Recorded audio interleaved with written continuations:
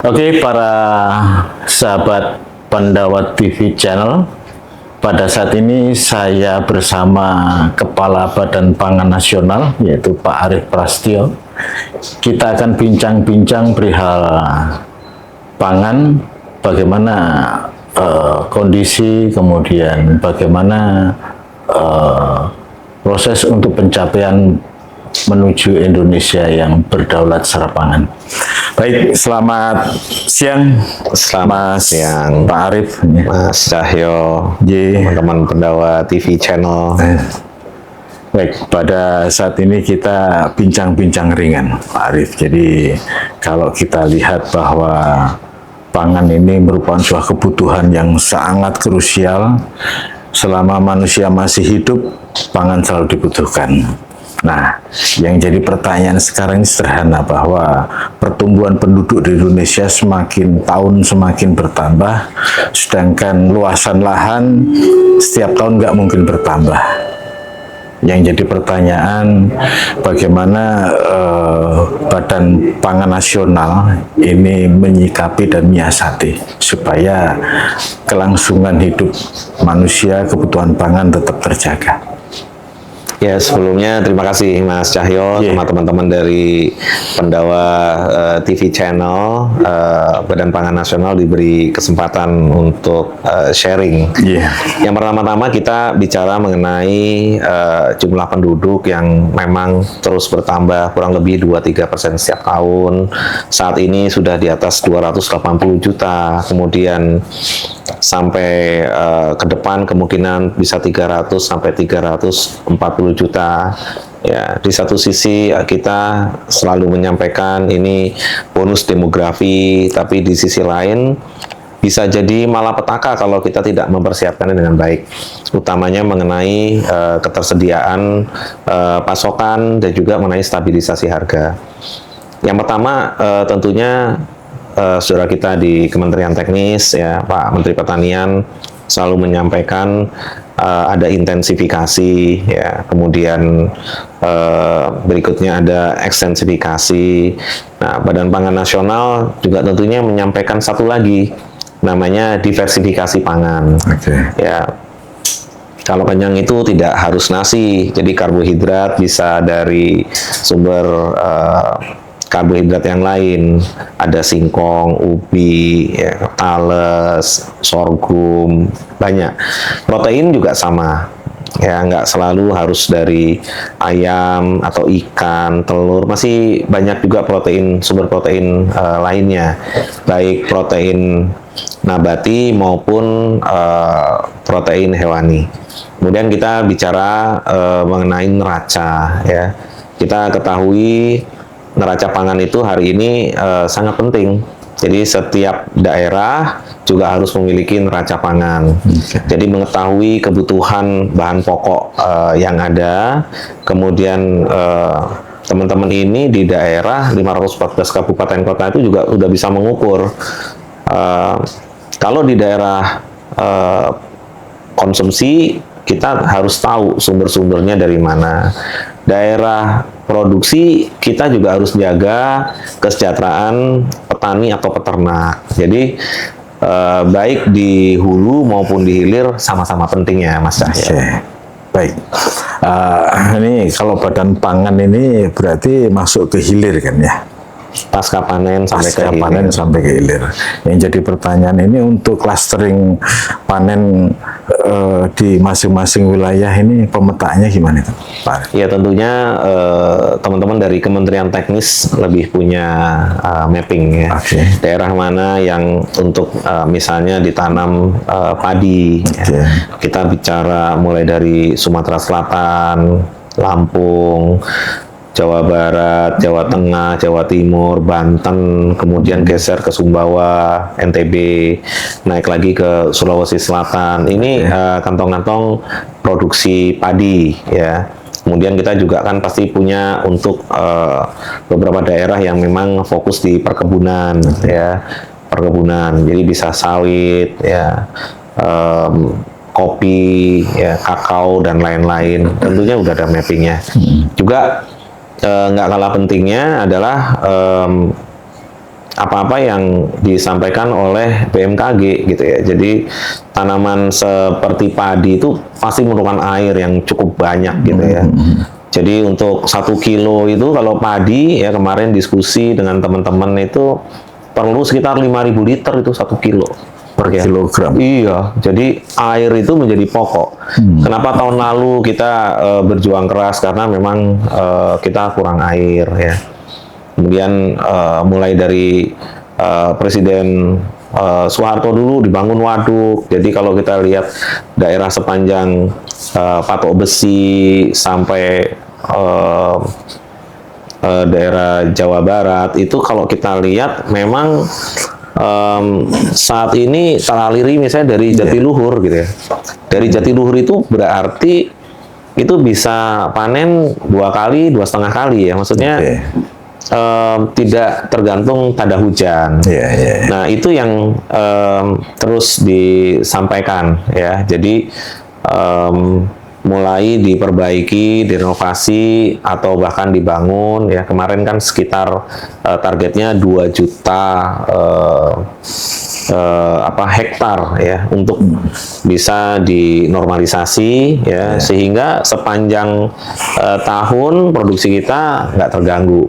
Tentunya faktor-faktor produksi yang lain seperti pupuk ya, ketersediaannya, kemudian jumlahnya itu juga bibit, benih itu juga secara simultan diperbaiki semua. Perihal mengenai masalah hasil panen tadi yang sudah terklaster, setiap provinsi kan ada. Nah, ini untuk semester pertama 2025 untuk stok yang dihasilkan oleh daerah itu cukup.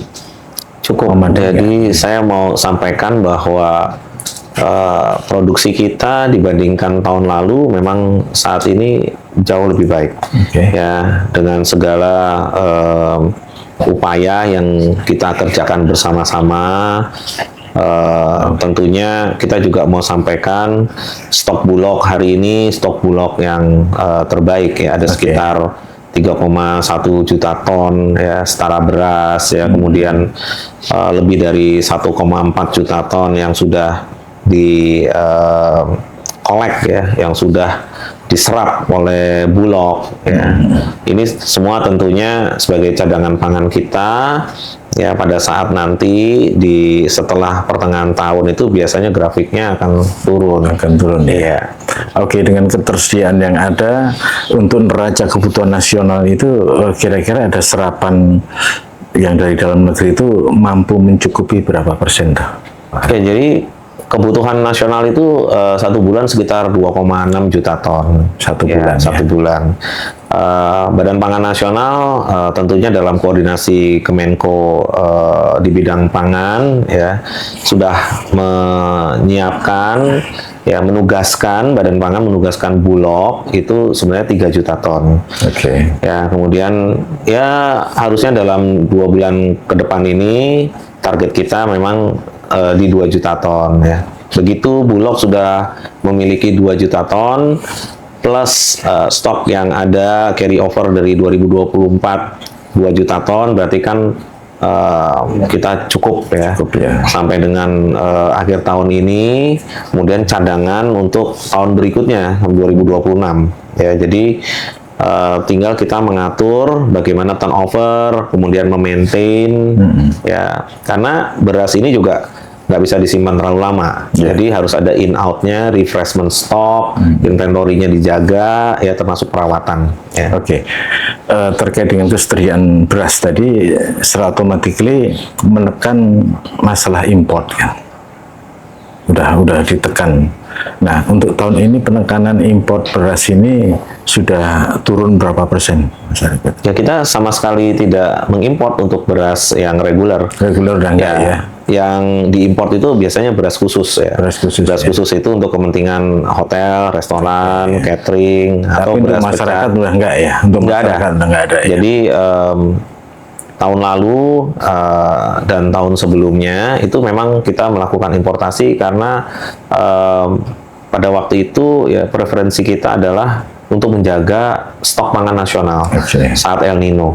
Hari ini terbukti Di saat negara-negara tetangga seperti Malaysia, Filipina, ya, kemudian Jepang kekurangan beras, cadangan pangan kita alhamdulillah tercukupi. Ya. Jadi transfer tahun 2024 ke 2025 kita punya stok 2 juta ton. Oh, luar One of the best ya selama ini ya. Jadi Badan Pangan Nasional tentunya bersama kementerian lembaga lain gitu ya sangat concern untuk cadangan pangan pemerintah. Oke. Itu ada perpresnya, Perpres nomor 125 tahun 2022 di mana memang kita harus siap gitu ya untuk cadangan pangan pemerintah. Jadi di situ ditulis ya stok untuk beras, kemudian gula, kemudian dominansia. Ya kita harusnya nanti ke depan kita harus punya semua stok itu. Oke. Ya, jadi Pak Presiden Prabowo sampai hari ini tentunya sedang menyiapkan juga ya beberapa BUMN ya untuk menyiapkan storage ya gudang ya. Bahkan untuk desa-desa beliau meminta kita semua menyiapkan 80.000 Kopdes ya, Koperasi Desa Merah Putih ya.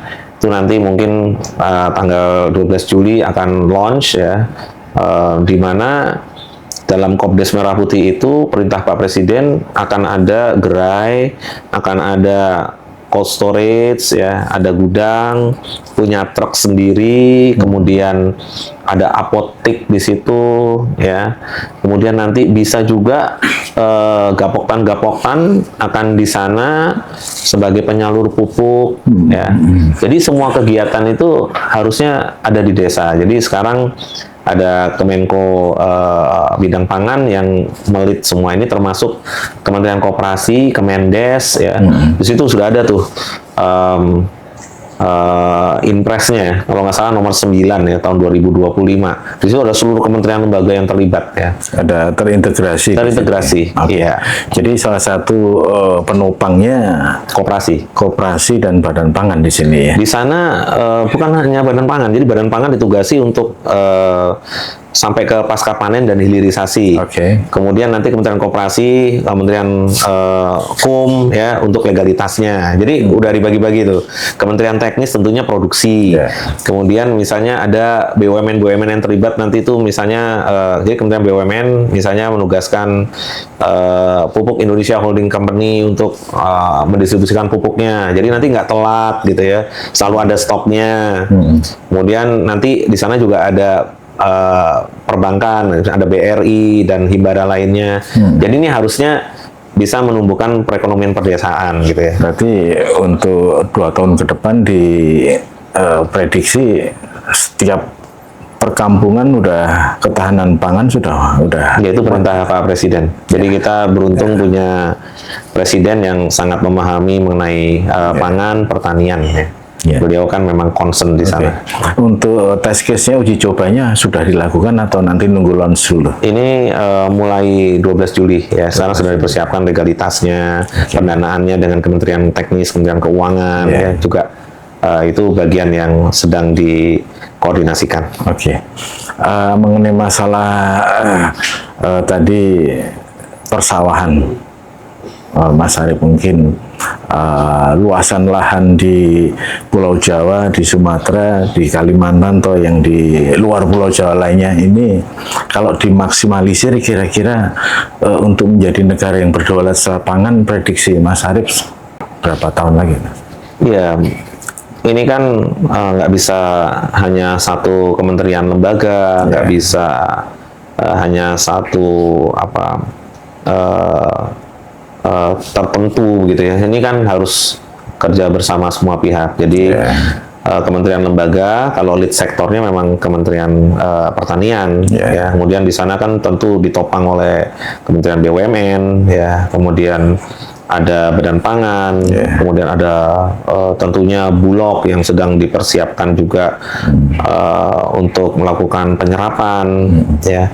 Dan ini harus terintegrasi, ya, terintegrasi. Kemudian kalau ditanya seperti apa, ya tadi, jadi ekstensifikasi diperlukan. Jadi sekarang kita punya 7,2 juta hektar, kemudian luas tanam atau panennya itu sekitar 10 ya. Kalau kita mau meningkatkan ya berarti harus mulai ditambah juga.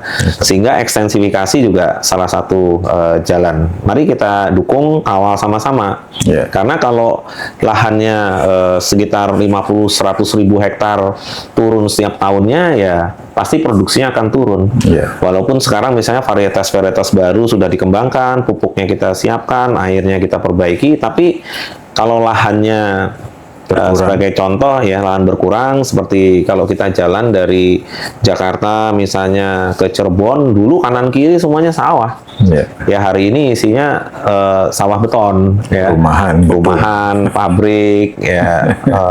Sama pembangunan infrastruktur ya, jalan gitu. Nah mau nggak mau pilihannya adalah ekstensifikasi, intensifikasi, satu lagi diversifikasi seperti pembicaraan kita di awal. Oke, baik. Kemudian terkait dengan mengenai masalah pangan ya, Mas Arief. Jadi sekarang ini kan ekspektasi masyarakat kalau pangan kan beras, padahal di situ kan ada sagu, ada sorghum. Nah, bagaimana saudara kita yang di wilayah timur untuk bisa mengoptimalisir diversifikasi tadi, salah satu sorghum atau mungkin sagu. Nah, ini bisa dimodifikasi menjadi bentuk seperti beras kan bisa ya? Iya, ya itu bisa ya. Kalau di beberapa negara juga dicetak kembali, kemudian jadi diberikan fortifikasi, itu kan modifikasi juga ya. Tapi kalau kita sudah punya Perpres 81 di mana kita itu diversifikasi pangan ya, tapi berbasis sumber pangan lokal. Jadi misalnya kearifan pangan lokal ya, daerah-daerah tertentu itu memang makannya jagung. Ya, memang harusnya ya makan jagung. Ya, daerah tertentu sudah ada sorghum ya, atau di Indonesia Timur kita bicara mengenai sagu ya. Jadi daerah-daerah tertentu ini ya terus didorong gitu ya untuk kembali ke kearifan pangan lokal ya. Bukan berarti kita nggak meningkatkan produksi padi atau beras kita, tapi juga sumber-sumber pangan lokal itu juga diintensifkan. Komunikasi kita juga kita sampaikan dalam beberapa kesempatan. Setiap minggu kan juga Menteri Dalam Negeri mengumpulkan seluruh pimpinan daerah ya, bagaimana menjaga inflasi. Kemudian apabila ada concern dari setiap kementerian lembaga juga bisa di-sharing di sana setiap minggu, Pak Tito itu. Oke, ini mengenai masalah hasil panen beras ini kan Bulog secara hierarki masih di bawahnya Bappenas kan? Ya, sampai hari ini masih kan? Sehingga untuk pengendalian harga gabah kering giling itu kan masih terpantau ya. Gabah kering panen. Sekarang ini petani-petani, kita melihat kemarin di petani yang di daerah Serang, kemudian yang di Jawa Tengah, di Tegal, Brebes, itu dia merasa tertolong karena harga sekarang ini stabil. Nah, sekarang harga yang stabil ini akan tetap stabil dulu, apa kemungkinan dinaikkan lagi atau gimana nih Mas Arief? Iya, tentunya sekali lagi ini perintah presiden, perintah presiden untuk menjaga harga gabah kering panen GKP 6.500 per kilo per kilo. Tadinya ada keputusan Kepala Badan Pangan ya menyampaikan itu. Sebelumnya ada rafaksi gitu ya. Rafaksi itu hal yang biasanya dikerjakan apabila kualitas itu di bawah. Tapi ada koreksi bahwa itu 6.500 inequality ya. Artinya Bulog hadir ya untuk penyerapan dengan harga 6.500. Sehingga petani itu bisa lebih sejahtera, bisa lebih menikmati keuntungan. Ya, yang sebelumnya itu 6.000. Dulu pernah 5.500, sebelumnya pernah 4.200 gitu ya. Jadi Badan Pangan Nasional secara konsisten sebenarnya dalam 2-3 tahun terakhir ini memang menaikkan harga. Tentunya melibatkan seluruh stakeholders. Jadi kementerian lembaga sama-sama menghitung, ya, sama-sama menghitung. Kita bisa bicaranya adalah cost structure atau biaya pokok produksi dari gabah ya itu berapa gitu. Jadi itu detail Mas Cahyo, mulai dari sewa lahan ya, kemudian proses singkal, bajak, kemudian benih ya, semai, kemudian ditanam sampai kebutuhan pestisida, sampai bagaimana nanti panen, ya, perawatan, matun, hari orang kerja, semua komponen di situ, sehingga Badan Pangan menentukan ya berapa yang wajar keuntungan yang diperoleh. Karena ini setiap daerah berbeda-beda sebenarnya. Untuk sewa lahan misalnya di daerah Jawa Barat utamanya sepanjang Pantura itu harganya bisa 12 sampai 16 juta per hektar per musim tanam. Sementara daerah lain masih ada yang 3 juta per hektar, masih ada 5 juta ya. Tapi kita punya standar lah ya, sehingga minimum 6.500 itu minimum. Dan saya lihat ada perusahaan-perusahaan yang sudah beli 6.700, 6.800 ya. Ini bagus buat petani. Cukup respectable kan itu. Iya, dan itu berbanding lurus dengan produksi kita. Jadi kita harapkan kesejahteraan petani itu ya berbanding lurus dengan produktivitas ya. Baik Mas Salim, itu yang terakhir mungkin pertanyaan karena keterbatasan durasi juga kan itu. Baik, ini kalau Badan Pangan ini yang membuat neraca kebutuhan pangan nasional dari semua item kan gitu. Iya, 9 bahan pokok. 9 bahan pokok, salah satunya di situ kan ada beras, ada daging, ada telur, ada kedelai, ada yang lainnya. Nah ini kebutuhan daging dalam 1 tahun itu untuk tahun 2025 ini telur itu berapa kisarannya berapa? Iya, jadi neraca komoditas ini kita update setiap 3 bulan. Jadi misalnya kita sudah tentukan untuk daging sapi, misalnya BUMN dialokasikan 100.000 ton. Ya, kemudian private sector 180.000 ton.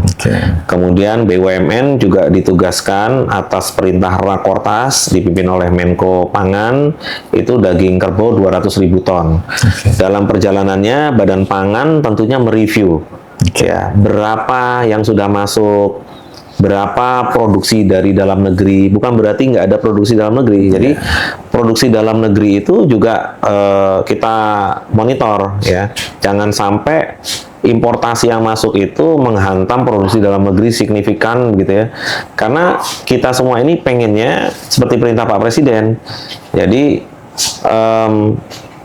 kedaulatan pangan ya, artinya kita tuh boleh memilih kita hari mau makan pisang, mau salak, itu kedaulatan pangan.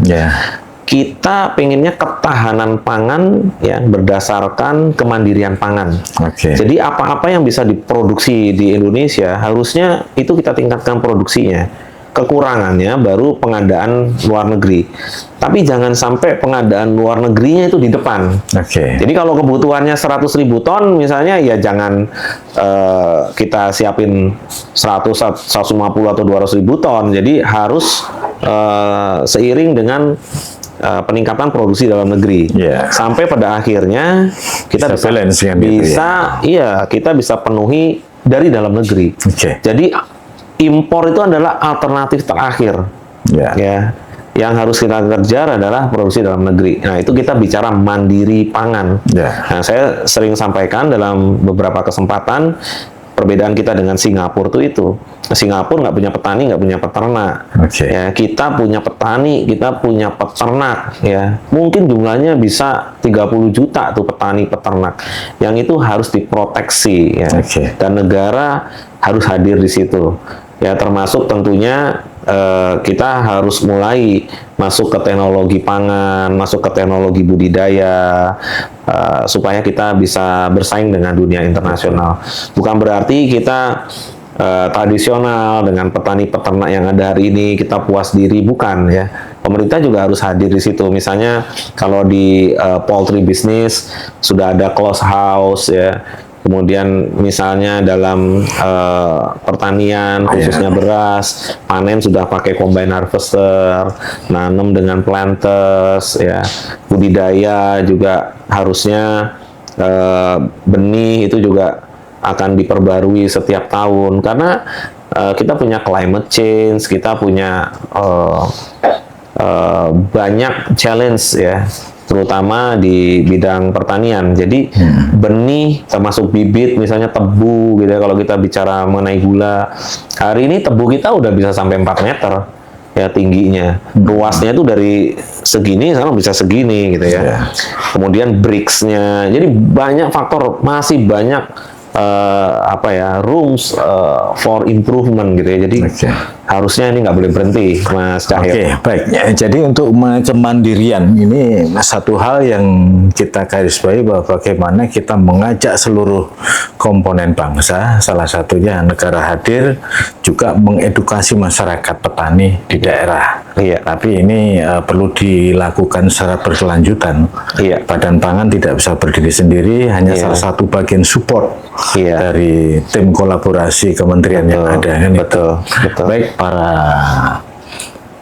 sahabat Pendawa TV, bincang-bincang sederhana, singkat, namun mampu memberikan wawasan untuk kita semuanya. Semoga bermanfaat. Terima kasih. Selamat sore.